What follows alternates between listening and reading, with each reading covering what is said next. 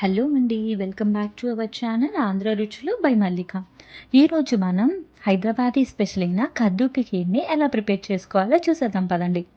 Sweet అంటే ఇష్టపడని వాళ్ళు కూడా ఈ కద్దు కి ఖీర్‌ని ఒక్కసారి టేస్ట్ చేస్తే చాలు మళ్ళీ మళ్ళీ తినాలనిపిస్తుంది. దీని ప్రిపరేషన్ ఎలాగో చూసేద్దాం పదండి. ముందుగా ఒక ప్యాన్‌లో కొంచెం నెయ్యి వేసుకొని, నెయ్యి వేడైన తర్వాత కొన్ని జీడిపప్పు పలుకులు వేసుకొని బాగా ఫ్రై చేసుకోండి. ఇవి కొంచెం ఫ్రై అయిన తర్వాత ఇందులోనే ఒక పెద్ద బౌల్ వరకు సొరకాయ తురుము వేసుకోండి. సొరకాయని పీల్ తీసుకొని మధ్యలో విత్తనాలు తీసుకొని ఇలా సన్నగా గ్రేట్ చేసుకొని వేసుకోండి. ఈ సొరకాయని మనం బాగా కుక్ అయ్యేంత వరకు ఫ్రై చేసుకోండి. ఇది మనకి వేగడానికి 3-4 నిమిషాల వరకు పడుతుందండి.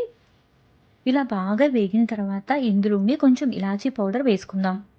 ఇలాచీ పౌడర్ కోసం నేను కొంచెం షుగర్‌ని 4, 5 ఇలాచీలని మిక్సీ జార్‌లో వేసుకొని మెత్తగా పౌడర్‌లాగా గ్రైండ్ చేసుకొని అది వేసుకున్నానండి.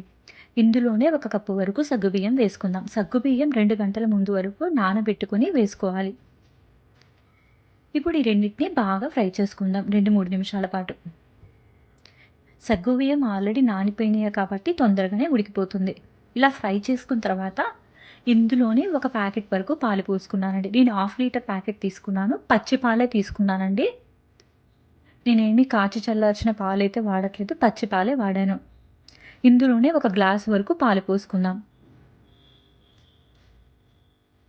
ఈ పాలు బాగా ఉడికేంత వరకు, సగ్గుబియ్యం కూడా బాగా ఉడికేంత వరకు మనం ఉడికించుకుందాం. చూసారు కదా! మనకి సగ్గుబియ్యం బాగా ఉడికిపోయి పాలు కొంచెం చిక్కదనంగా వచ్చింది. ఇప్పుడు ఇందులో ఒక కప్పు వరకు షుగర్ వేసుకుందాం. నేను సొరకాయ తురుము ఏ కప్పుతో అయితే తీసుకున్నానో అదే కప్పుతో నేను షుగర్ అనేది తీసుకుంటున్నానండి క్వాంటిటీ. ఇప్పుడు షుగర్ మెల్ట్ అయ్యి కీర్ మనకి కొంచెం దగ్గర పడేంత వరకు బాగా ఉడికించుకోండి. చూసారు కదండీ! కీర్ మనకి దగ్గర పడిపోయి షుగర్ కూడా బాగా మెల్ట్ అయిపోయి కీర్ బాగా తయారైపోయింది. సో, ఇప్పుడు స్టవ్ ఆఫ్ చేసుకొని మనం ఒక సర్వింగ్ బౌల్‌లోకి తీసేసుకుందాం. ఈ సర్వింగ్ బౌల్‌లోకి తీసుకున్న తర్వాత దానిపైన కొంచెం వేయించిన డ్రై ఫ్రూట్స్ కూడా వేసుకోండి. మీకు ఏది ఇష్టమైతే అవి డ్రై ఫ్రూట్స్ అన్నీ వేసుకోండి. ఈ కీర్ మనకి ఫ్రిడ్జ్‌లో పెట్టుకొని చల్లగా కూడా వాడుకోవచ్చండి. చాలా టేస్టీగా ఉంటుంది. ఒకసారి ట్రై చేయండి. అంతేనండి, ఎంతో టేస్టీగా ఉండే హైదరాబాదీ స్పెషల్ కద్దు కా ఖీర్ రెడీ అయిపోయింది.